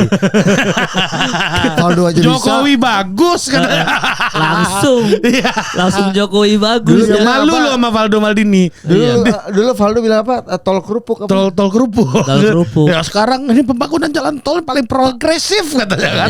Iya kan? Toh Valdo Maldini. Iya. Tapi dia harus di politik ya begitu kalau mengutip salah satu stand up comedian paling progresif Adriano Kalbi, dia bilang orang yang mau maju tuh mau jilat ludahnya sendiri aja. Iya. Itu kata-kata dia. Orang yang maju yang tahap satu lagi sebelum sukses udah bisa menjilat ludah sendiri. Valdo udah di situ tuh. Itu artinya harga diri itu agak disimpan dulu di brankas rumah ya. Jangan lupa bawa. Tapi kan lu nggak mau mengulang itu lagi dengan presiden yang udah ada. Iya. Maksud gua adalah ya kita diskusi aja lah. Oke. Iya kan, diskusi aja gitu. Kalau lu nggak setuju ya sampaikan pendapat lu. Exactly. Dan semuanya menurut gue tuh dengan keterbukaan seperti sekarang itu agak sulit untuk menutupi. Kalau lu anggap itu agak mencoreng etika atau di luar nalar lu, di luar kepantasan, ya lu bisa lakukan hukuman demi hukuman dengan cara kita masing-masing. Dari yang sangat simpel, mulai dari jempol lu di Twitter atau di Instagram, sampai lu hukum di bilik suara atau lu memobilisasi kekuatan untuk melawan orang yang lu anggap tidak layak atau melanggar etika tadi. Kalau gua kan gitu aja, ya kayak proses politik semuanya normal aja kata gua kan. Iya. Tapi di total politik mau lu nggak setuju, mau lu bilang itu pelanggaran etik segala macam, gua nggak pernah batasi ruangnya. Silakan. Sama Budi. Ya silakan. Bang Masinton tiap kita undang kan. Waduh. Samsu. Ada dia bikin pantun apa bikin pantun? Ya, pantunnya Masinton. Apa? Jaka Sembung bawa pacul. Enggak, Jaka Sembung Bambang Pacul. Gitu. Nggak nyambung Samsul. Iya, pantunnya dia pun nggak nyambung cuma. Tapi ya oke gitu. Itu bagian dari kemeriahan pesta demokrasi kita. Artinya santai-santai aja lah. Politik jangan sampai hati, politik sampai tenggorokan aja kan. Jangan sampai hati ya. Benar, relax aja. Wong ujung-ujungnya nanti akan bersama lagi. Iya bersama. Iya, kalau kita lihat sekarang komposisinya 3 kandidat ya. Tiga-tiganya masih ada bagian dari mereka yang menjadi bagian dari kabinetnya Pak Jokowi. Iya. Masih menjadi anak buahnya Pak Jokowi, masih menjalankan target-target visi nawacitanya Pak Jokowi. Iya. Berarti dari ketiga capres ini kalau kalian berdua nilai ini gimana nih? Dari Pak Anies deh. Dari Pak Anies gimana nih? Dari debat capres pertama gitu. Kalau Pak Anies itu tentu saja ya dari sesuai prediksi dalam semua perdebatan, baik perdebatan offline or online, formal informal, Pak Anies itu selalu punya keunggulan narasi yang di atas rata-rata emosi. Bagaimana menata emosi, menata kata-kata, struktur kalimat ya. Kalau lo perhatiin, gue juga baru belajar dari Ari tadi ngomong. Kalau lo perhatiin kemarin didesak Anies, Pak Anies itu dalam menjawab pertanyaan apapun, termasuk pertanyaan lo soal LGBT, dia tuh pasti membawa pertama Kemal, dia bawa kasus lu dulu, preambul dulu, pembukaan. Abis itu dia masuk ke struktur masalah, abis itu dia masuk kesimpulan dengan polanya masing-masing. Dia kasih contoh kasus satu, dia kasih perspektif di situ. Itu omongannya Patra kemarin pas format ya. Pas nonton Mas Anies ngomong itu panggil gua, Ri sini Ri. Gua rasa kata Bang Patra, Mas Anies ini ngomongnya nggak muter-muter. Nah, gimana maksud lu Bang? Dia ngomongnya sistematis aja. Ada kata pengantarnya, latar belakang masalah, analisis, isi, kesimpulan. Dia kasih dulu kan. Jadi kalau kata rektor, iya kata Patra, ya jadi gimana Mas masalah bikin makalah LGBT ini. Jadi dulu manusia dari Nabi Adam. Kata pengantar. Kata pengantar. Patra tuh. Itu Patra Gumala tuh Anda ini. Ada kata Liverpool Anda. Iya. Itu Pak Anies tuh. Kalau Pak Prabowo berarti selama debat gimana penilaiannya? Yang ini baru debat baru satu kan dia. Iya. Kalau gue ngelihat pertama tadi Mas Anies ya memang itu kan kekuatannya lah. Iya. Kita nggak akan sangsikan dalam berdiskusi beradu argumen. Mas Anies ini terlatih karena beliau secara pendidikan ya yang akademiknya paling tinggi di antara 3 orang ini yang sekolahnya sampai selesai cuma Mas Anies. Sampai S3 meskipun kalau kata Presiden Habibie, Prabowo, kamu itu kan profesor apa? PhD ya, PhD apa? Saya cuma tentara jenderal. Ya bintang 1 itu udah levelnya PhD. Itu bisa dikonversi lah. Bisa dikonversi ya. Tapi maksud gue yang akademiknya benar-benar bisa sampai menulis disertasi gitu ya, kayaknya cuma Pak Anies gitu. Nah kalau Pak Prabowo, iya kan, memang wajar karena orang yang sudah sampai PhD pasti academically train, terlatih secara akademik untuk menyampaikan argumen dan berdebat. Iya kan? Iya. Yang paling terlatih ini sama kayak kalau Pak Prabowo disuruh terjun dari helikopter. Ya dia terlatih di tentara untuk terjun dari helikopter. Seperti halnya Mas Anies terlatih untuk berargumen. Termasuk berdebat ya. Iya, Mas berdebat. Ganjar lari maraton. Terlatih Lari Enggak, maraton. kan bukan pelari beliau. Lo dibanding Pak Ganjar sama Mas Anies? Iya, Pak Prabowo. Iya latihan. Tapi Pak Prabowo Iya. kalau misalnya belum seumur sekarang mungkin larinya mungkin lebih bagus daripada Mas Ganjar Oh karena iya, pasti. terlatih Sekarang. untuk terjun dari helikopter. dan lari langsung kan, iya kan? Karena militer gitu. Militer, Nah, ya. kalau di debat pertama, menurut gua mengamati Pak Prabowo dari 2019. Oke. Setiap debat gua melihat dulu tuh suka megang-megang kacamata. Coba lu lihat deh. Jadi Bapak kita cuma saya mau ngasih laporan Pak. Asal jangan Bapak senang aja kalau ada laporan. Gitu, megang-megang kacamata.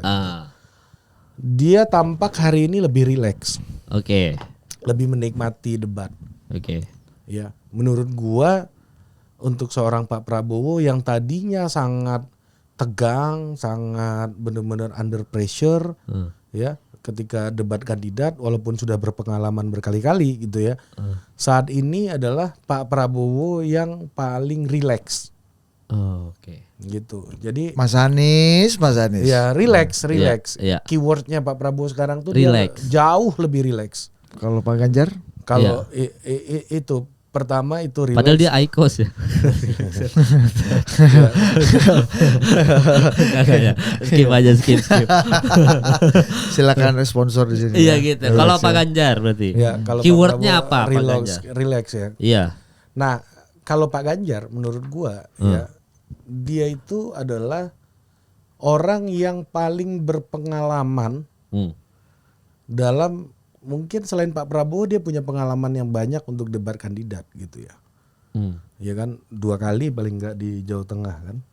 Pak Prabowo 3 lebih selain Pak Prabowo 4 di konvensi Partai Golkar. Bahkan menurut gua Pak Prabowo sebanyak itu ya dengan Mas Ganjar sekarang ya Pak Prabowo sampai ke level relax ini perlu banyak dulu bro. Iya. Pak Ganjar baru sekali kemarin kan. Dan jangan lupa Mas Ganjar tuh anggota DPR 2 periode. Tapi kan nggak ya. ada debat kandidat. Bukan, Iya. maksudnya bagaimana dia mengutarakan pendapat secara terbuka ya. Betul. Pak Prabowo kan kita agak jarang melihat Pak Prabowo mengutarakan pendapat secara terbuka di forum-forum yang besar gitu ya. Seperti Menurut gua parlemen kekuatan Pak Ganjar tuh relate. ya. Karena apa? Karena di antara semuanya yang paling sering ikut pemilu tuh Pak Ganjar loh. Oke. Dia udah terbiasa dengan narasi yang relate. Dan kekuatan Pak Ganjar tuh kan berada di tengah-tengah rakyat sebenarnya. Oke. Ya kan kayak dia bisa nyapa orang di bawah, ngajak orang. Lu ada nggak lihat videonya Pak Ganjar yang Temu tahun SD. yang tukang pijet tuh. Anak-anak tukang pijet. Siapa namamu? Gibran, Pak. Oh, Gibran katanya. Jadi Bahasa rakyat banget. iya ya. jago berkomunikasi dengan rakyat tuh jago gitu. Oke. Nah, gua lepas dari kekuatannya itu ya bikin sesuatu narasi yang relate. Kayak dia bisa bicara. Gue selalu seneng kalau dengerin Pak Ganjar ngomongin hal yang kecil-kecil, hal yang mikro. Oke. Misalnya kayak dia ngomongin pupuk, Pak itu nggak hanya di Jawa Tengah, Pak di Kaltim juga segala macam. Itu bagus tuh. Ya. Iya kan? Dia ngomongin hal-hal yang mikro. Nah, gue terganggu kalau dengar Pak Ganjar ngomongin hal-hal gede. Oke, Makro. Iya. Karena apa? Karena bukan karena jelek, bukan. Karena sayang aja dengan experience dia mengurusi Yang mikro. DPR, jadi kepala daerah, ketemu rakyat gitu ya. Iya. Kemudian dia reduksi menjadi hal-hal yang makro, yang besar, yang ngomongin soal visi-visi besar gitu ya. Gue lebih senang dengerin Mas Ganjar misalnya ngomongin soal harga, gimana dia ngontrol harga-harga di pasar gitu misalnya. Karena dia memang lakukan itu. Iya. Jadi emang Mas Ganjar relate karena dia memang sudah banyak yang dia lakukan. Oke. Dia banyak melakukan karena jabatan publik yang dia emban itu lebih banyak daripada yang lain loh. Oke. Pak Ganjar itu 2004 udah jadi anggota DPR. Iya kan 2 periode tadi kan. Iya 2004 anggota DPR sampai 2013. Iya. 13 jadi gubernur 2 kali. Iya kan. Pak Prabowo baru jadi pejabat kemarin 2019. Menteri. Iya pejabat sipil ya. Ini Iya. dia bantah nih militer lu samain. Biasanya kayak gitu dia. Enggak benar-benar. Iya kan? Sipil Iya, nih. sipil. Sipil official gitu, civilian official. Mas Anies baru jadi pejabat itu 2014. 2014. Iya, dan kena reshuffle. Iya. Kan lanjut 2017 jadi gubernur. Pak Ganjar itu dari disumpah ini 10 tahun sebelum Mas Anies jadi pejabat loh. Iya. Gitu. Jadi secara experience menurut gua apa yang membuat Pak Ganjar ini menurut gua harusnya bisa lebih bicara banyak. Oke. Ya, karena apa? Karena dia punya pengalaman yang kecil-kecil tuh banyak. Oke. Dia bisa tidur di rumah rakyat gitu misalnya. Itu gimmick loh. Iya. Tapi itu bukan berarti gimmick yang gak ada substansinya. Oke. Pak Jokowi masuk pasar, Pak Ganjar itu tidur rumah rakyat, bos. Kurang apa coba? Iya, ekstrim Iya kan? ya. Lebih ekstrim gitu. Tapi maksud gua Sirkus kan itu. Sirkus itu maksud gua dia mestinya lebih banyak bercerita hal-hal yang kecil yang benar-benar dirasakan rakyat karena dia pasti punya banyak stok cerita soal itu gitu. Sirkus kan juga harus membawa experience baru kan. Harus, iya. Harus memberikan dampak Betul. juga kepada sirkus yang dia lakukan gitu. Kekayaan Pak Ganjar ini yang sebenarnya nggak dimiliki Pak Prabowo ataupun Mas Anies. Mas Anies jadi menteri, oke. Indonesia mengajar, oke. Gitu kan. Gubernur. Ya, gubernur jadi pejabatnya ya, pejabat eksekutif gubernurnya itu di Jakarta, Pak. Cerita Jakarta itu kan nggak bisa representasi cerita seluruh Indonesia. Iya. Tapi kalau Jawa Tengah, itu cerita Indonesia loh. Iya. Karena kebanyakan daerah kita di Indonesia itu desa. Iya kan, daerah-daerah pedesaan itu banyak gitu. Iya. Walaupun penduduk kita mayoritas sudah mulai tinggal di kota sekarang gitu ya. Tapi experience desa itu walaupun kota, bahkan Jakarta aja kalau kita baca penelitiannya Hans Dieter Evers gitu misalnya soal sosiologi perkotaan, itu adalah kumpulan-kumpulan kampung. Makanya ada istilah kampung Makassar, kampung Ambon, kampung Melayu.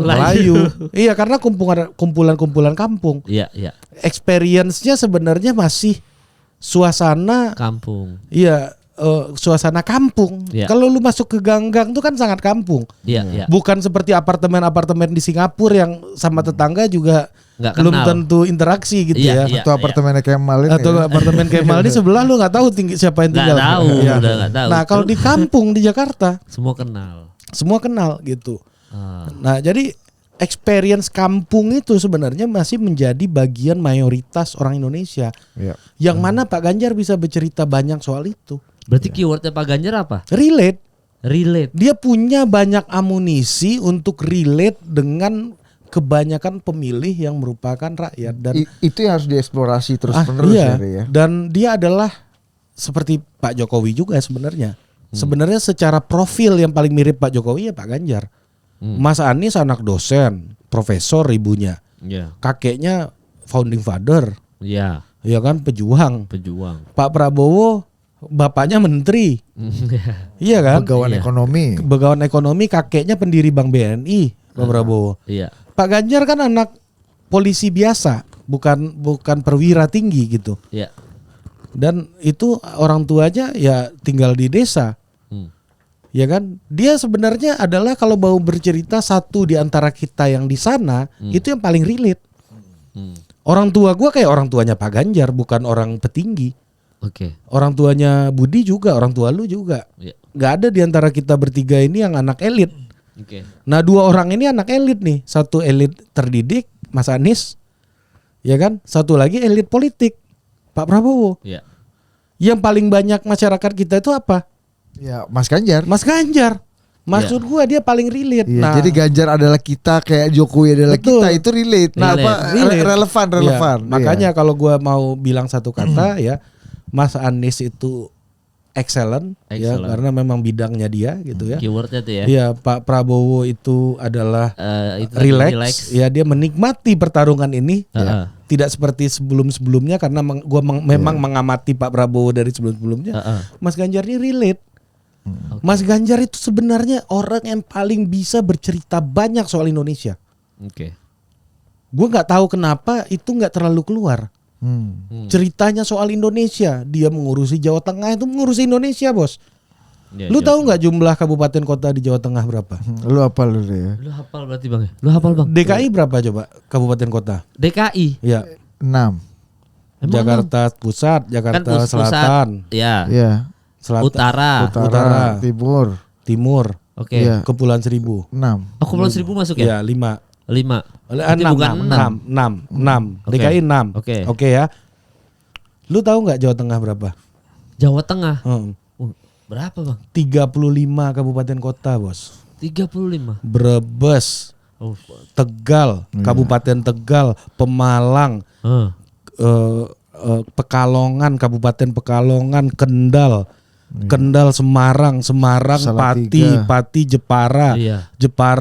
Kudus. Habis itu ke bawah Solo, Salatiga, ada 35 kabupaten kota, Magelang. Itu Wonosobo masuknya Jawa Tengah semua, Klaten, Iya. Karanganyar segala macam Ya 35 lah pokoknya. Banjarnegara ya. gitu segala macam. 35 bos. Ini kalau kapasitas untuk memegang wilayah yang begitu luas, Mas Ganjar lebih punya experience bos. Iya. Dan itu tingkat diversity-nya tinggi itu. Betul. Ada daerah kota kayak Solo, Ada Semarang, betul. Ada yang di gunung, ada yang di laut. Karanganyar, Lu tahu Boyolali. Karimun Jawa nggak? Tahu. Itu Jawa Tengah. Iya pulau kan. Ada yang tradisi Pulau. pesisir, ya Iya. kan, di Rembang, di ya kan, di apa Tegal. Iya, Mencakup semua ya. ada yang Keraton, Solo, Surakarta. Betul. Iya.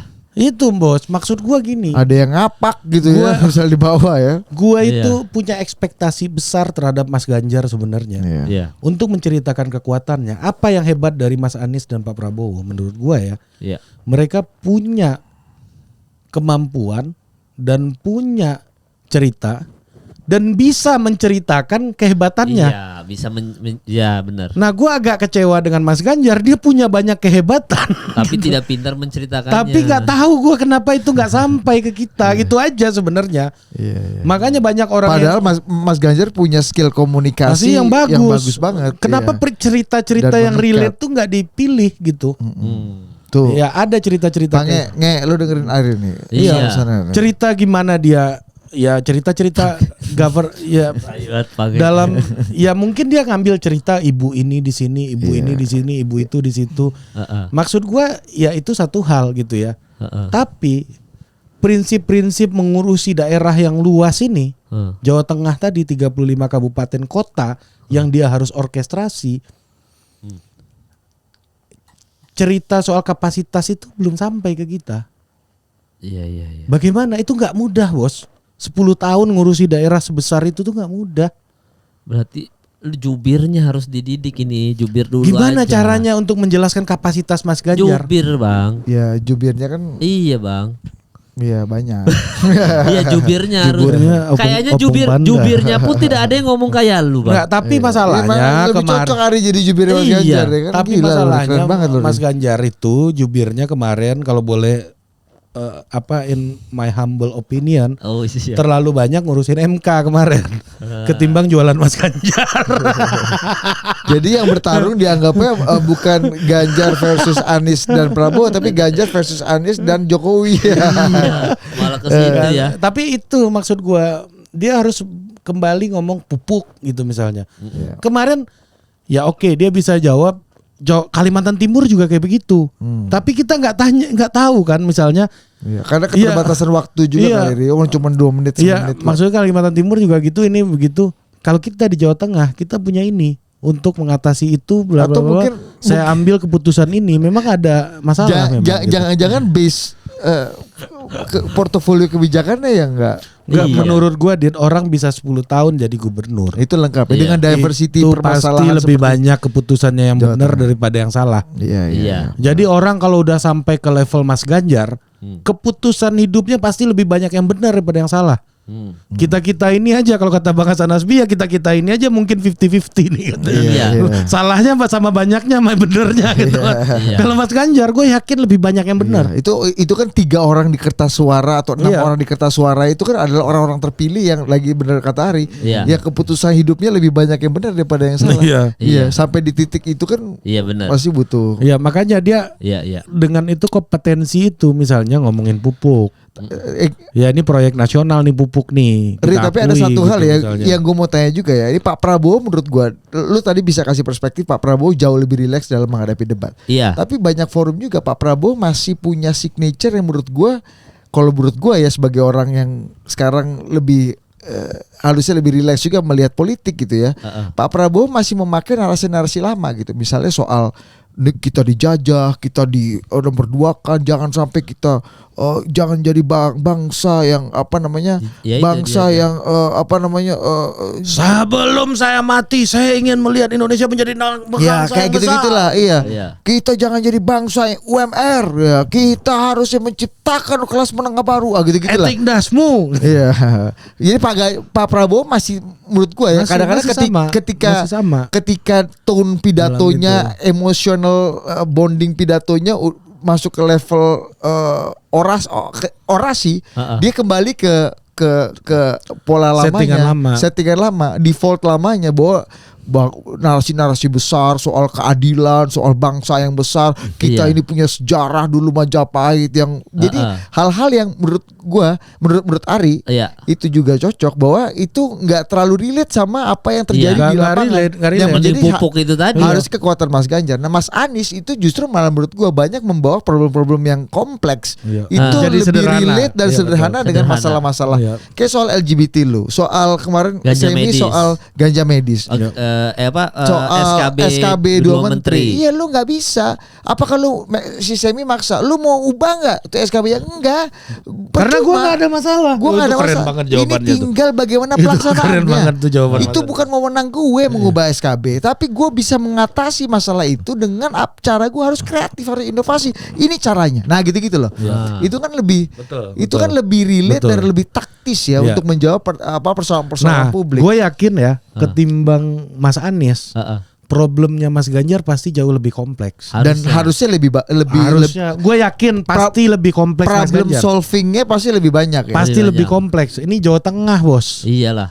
Jawa Tengah ini kulturnya lebih banyak daripada DKI Jakarta, Bos. Problemnya lebih banyak. Iya, problemnya lebih banyak. Meskipun kadang-kadang ada orang bilang beda dong. Kan Gubernur Jawa Tengah kewenangannya juga nggak sebesar Gubernur DKI Jakarta. Bener. Lah, jadi total politik ini mau nyoblos siapa? Ya, jangan. Gua masih undecided. Gue masih unidentified. Enggak, pasti ada lah. Gue setuju apa kata Budi kemarin. Di Twitter bagus banget omongan Budi ini tumben-tumben gitu. Biasanya enggak bagus. biasanya lebih banyak jeleknya daripada bagus. Biasanya kalau gue lihat ini mah udah pernah nih. Kalau kata Ari kita nih 50-50 enggak, gue 70-30. 70 digagal ya. Enggak, kalau mau Budi kan gue tahu ya karena tiap hari sama dia. Ini mah udah pernah nih gitu. Nah, kemarin itu gue lihat nih belum pernah dia omongin. Gue akan konsisten pilih presiden yang meminimalisir peran negara, kata dia. Nah, ini menarik nih. Jadi omongan lu itu, Dit, gara-gara omongan lu itu gue terinspirasi. Gue diundang di suatu forum waktu hari apa tuh setelah HMI yang undang. Ternyata itu sejenis FKUB segala macam gitu, Bos. Nah, jadi isunya multikulturalism. Isunya multikulturalism. Nah, dia tanya gimana caranya membangun sebuah negara, daerah yang mengedepankan nilai-nilai multikulturalisme. Gue ingat omongannya Budi. Ya, apa? Kenapa gitu? Peran negara. Karena multikulturalism cuma bisa lo jalankan. Ya, multikulturalism tuh bukan beda sama pluralism ya. Pluralism kan beragaman dan lain-lain. Kalau multikulturalism tuh lebih kompleks. Ada kelas atas, kelas bawah, diferensiasi seksual, LGBT segala macam masuk ke situ. Lebih ke sekarang ya. Lebih kompleks gitu ya. Gue bilang gini, lu akan bisa ngomong multikulturalism dalam setiap kebijakan negara apabila kita sudah mengakui nilai-nilai liberalisme. Karena cuma liberalisme yang memproteksi dan mengakui kebebasan individual dengan sangat-sangat besar, sangat-sangat serius. Ketika eksistensi individu sudah diakui oleh negara dengan begitu luas, otonomi individu sangat luas, dan peran negara menjadi minim, tugas negara hanya melindungi dan kebebasan mengakui individu dan mengakui. Di saat itu lu baru bisa bicara nilai-nilai multikulturalism. Karena nggak mungkin negara menjalankan multikulturalism tanpa pengakuan terhadap hak individu. Nah ini gue ingat omongan Budi nih gara-gara itu. Jadi ketika lu pilih presiden ya, siapa yang garantinya bagi Budi gitu? Gue bukan seorang liberal sebenarnya gitu ya. Oke. Iya kan? Gue bukan seorang liberal, pada hakikatnya bukan seorang liberal. Kalau bagi Budi dia sebagai seorang liberal, dia akan concern kepada perlindungan hak individu dan juga meminimalisir peran negara. Nah, di antara 3 kandidat itu yang mana? Nah, itu lu silakan dilihat sendiri. Iya. Kalau gue punya metode liberal, untuk mengecek dan lu masih cari kan? Masih cari. Iya. Mana masih yang paling melihat betul. gitu. Dan terima kasih pertanyaan-pertanyaan sensitif seperti di Desak Andis itu makin membuat akhirnya gagasan-gagasan yang sangat sensitif dan sangat multikulturalisme gitu itu keluar semua menurut gue ya. Dan forum-forum seperti itu harusnya debat kandidat bisa mengangkat lu jangan merendahkan KPU dong. Enggak emang harusnya bisa mengangkat. Harusnya kan masih ada 2, kan masih ada 3 lagi. Siapa tahu di 3, 4, 5 ada yang multikulturalisme. Betul. Ya, liberalisme tadi yang seperti Budi bilang. Pertanyaan kemarin kita ada soal ganja medis, soal SKB. Nah, itu kata Budi tadi di awal, balik lagi ke awal. Bagi orang-orang pendukung Mas Anies yang punya background PKS gitu, omongan Mas Anies itu terlalu liberal. Iya kan? Bagi orang liberal kayak Budi ini terlalu konservatif. Gimana sih? Jadi balik lagi gitu ya ke persoalan itu. Jadi setiap orang punya nilai-nilai tertentu untuk menentukan. Budi dalam hal ini kita ngomong undecided itu bukan berarti kita tentunya per hari ini sudah paling enggak per hari ini sudah punya ancer-ancer. Iya kan, gue akan pilih siapa ya secara personal gitu ya. Udah punya ancer-ancer. Karena apa? Karena gue punya ukuran sendiri dalam menentukan pilihan. Kalau Budi soal liberalisme tadi, minimnya peran negara. Bisa jadi pilihan gue sama Budi beda. Ya, kalau lu tanya gue ya, yang paling pertama gue mau dukung ya adalah orang-orang yang punya concern terhadap penguatan institusi. Karena gue yakin negara ini cuma bisa berjalan dengan efektif apabila didukung oleh institusi-institusi yang bekerja secara efektif juga. Ya, penguatan institusi itu apa? Misalnya rekrutmen kapasitas pegawai gitu misalnya. Itu kayak Caimin kemarin gue appreciate loh, dia berani ngomong kita seleksi ulang diplomat kita itu. Itu Mahfud ya. Yeah. Walaupun itu Pak Mahfud. Walaupun itu beresiko secara elektoral loh. Iya. Itu resiko elektoralnya gede loh Pak Mahfud. Dan banyak partai-partai pendukung dia yang juga jadi diplomat. Iya. Baik diplomat karir, setengah karir atau dadakan ya kan. Dadakan. Nah, ini penting nih isu ini nih diomongin. Kayak Mas Anies waktu itu ngomongin soal dana kampanye. Walaupun dia ada yang nanya juga nggak ya kemarin? Ada enggak, itu pernah diomongin di media sama Mas Anies tuh. Dana kampanye. Ini penguatan institusi nih, dana parpol ini. Peran partai politik mau jalan nih kan. Ya gimana dia memperkuat konstitusi. Memperkuat institusinya, lembaganya. Ya gue percaya dengan lembaga gitu.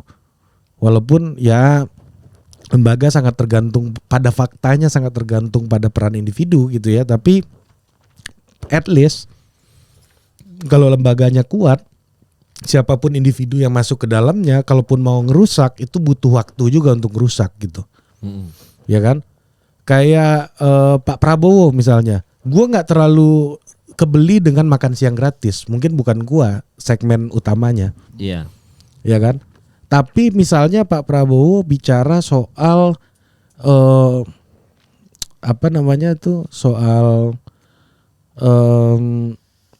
Mas Gibran bicara soal lembaga penerimaan negara. Badan penerimaan negara. Ini kan karena Mas Gibran ini seorang wali kota, itu pasti terpengaruh dengan cara pikir dia sebagai kepala daerah gitu, yang ada Bapenda kan di daerah kan gitu. Badan Pendapatan Nasional daerah gitu. Itu adalah upaya memperkuat institusi. Ya. Bisa jadi bentuknya kayak apa, apakah di bawah Dirjen Keuangan gitu nanti atau apa, itu kan masalah teknis lah. Tapi dia bicara penguatan fungsi-fungsi kenegaraan. Bicara masalah penguatan the presidency gitu ya. Ya, lembaga kepresidenan yang memegang dan menjalankan fungsi untuk pendapatan daerah gitu. Walaupun gue juga mempertanyakan juga apakah strategi ini efektif atau malah tumpang tindih dengan birokrasi yang lain. Itu juga jadi pertanyaan gitu, kritis gitu ya. Tapi gue akan melihat peran-peran kelembagaan negara yang dibicarakan oleh semua kandidat gitu. Apa dia bisa bicara soal peran kelembagaan dengan efektif, dengan tepat sasaran? Itu lebih menyentuh gue sebenarnya gitu ya sebagai personal nih. Nah makanya gue juga mengajak teman-teman ketimbang terlibat dalam hiruk pikuk harus dukung siapa. Lu udah punya ancer-ancer value belum sih untuk memilih seorang kandidat gitu misalnya. Nah jadi itu yang menjadi tekanan utama sih sebenarnya. Kalau Mas Anies kan gagasannya apa ya, Dit? Yang soal kelembagaan ya, penguatan kelembagaan tuh. Iya, guideline itu penguatan kelembagaan tuh. Oke. Soal pertanyaan Patra kemarin. Iya, Mas Anies misalnya soal digitalisasi birokrasi lah misalnya. Betul. Yang udah dia lakukan selama ini ya, soal pengurusan tanah, soal pengurusan KPR, administrasi, KPR segala macam itu. Tapi yang kemarin menarik tuh sebenarnya FKU soal SKB 2 menteri itu. Iya. Yang Patra tanya tuh. Semi. Iya. Itu menarik tuh menurut gua jawabannya. Gua nggak ada masalah di Jakarta. Yang harus kita bangun guidelines-nya. Bener juga nih. Iya. Nah, ada petunjuk teknis atau kita nggak didampingi. Ada aturan yang menurut gua nggak ada masalah. Cuma gua nggak pernah ada guidelines teknis untuk membuat aturan ini bisa berlaku. Gua kebeli tuh sama yang begitu-gitu tuh. Kebeli tuh ya. Iya, karena menurut gua penguatan institusi itu karena negara ini institusi. Iya. Lu lahir di keluarga itu institusi. Iya. Ya kan, kalau keluarga lu berantakan ya mungkin lu akan hidup lebih baik juga mungkin gitu ya. Tapi kan barriernya tentunya akan secara matematik gitu ya. Ada orang yang dipersiapkan, ada yang enggak gitu ya. Iya. Kalau lu lahir di institusi yang lu nggak pernah pilih ini gitu ya. Kalau institusinya ini lemah gitu ya, gue percaya gitu ya, institusinya lemah, dia nggak bisa menemukan institusi lain untuk memperkuat dirinya gitu selain keluarga gitu misalnya. Ini agak sulit dia untuk berkompetisi, apalagi situasi sekarang nih, ya kan? Bukan berarti nggak bisa gitu, tapi pasti agak lebih sulit gitu. Nah, lu tumbuh di sekolah institusi lagi, lu tumbuh di perguruan tinggi institusi lagi, lu ikut partai institusi lagi, semuanya ini institusi nih. Masuk ANS institusi lagi. ASN institusi lagi ASN. Semua. ANS tuh bus di kampung gua. Iya benar. Tiba-tiba gua lihat ada. Iya benar kok ANS ya ASN. Tapi itu penguatan institusi. Iya. Jadi orang nggak bisa menentukan masa depannya kayak apa. Orang nggak bisa menebak masa depannya kayak apa. Tapi kalau institusinya lebih baik, ya proses belajarnya tentunya kemungkinan untuk lebih cepat itu lebih mungkin gitu. Jebakannya adalah memperkuat institusi. Banyak orang menganggap bahwa itu adalah energi baru membuat institusi menjadi alat mengatur dan pengatur lebih banyak lagi urusan publik. Sehingga semakin kuat institusi lu, artinya wewenang lu semakin besar, dan aturan yang lu produksi dan kewenangan yang lu produksi juga untuk mengatur orang yang ada di bawah lu itu menjadi semakin besar. Nah itu yang kemudian dari sisi gua itu bertentangan dengan value gua. Ya, karena dia sangat individual. Di mana negara negara harus berperan sebagai seminimalis mungkin. Negara harus menjamin lu punya hak, lu punya preferensi dan lu punya kedamaian hidup tanpa harus mengatur lebih banyak dan sebanyak mungkin gitu. Gua agak kiri sebenarnya. Iya, ini ke kanan nih. tapi mau kita sulit memprediksi masa depan. Tadi kan Bang Ari bilang kan mau kita sulit memprediksi masa depan, tapi kita tidak sulit untuk memprediksi ada di mana poster Masinton berada. Terima kasih udah nonton episode kali ini. Hidup Masinton. Sampai ketemu di episode Masinton.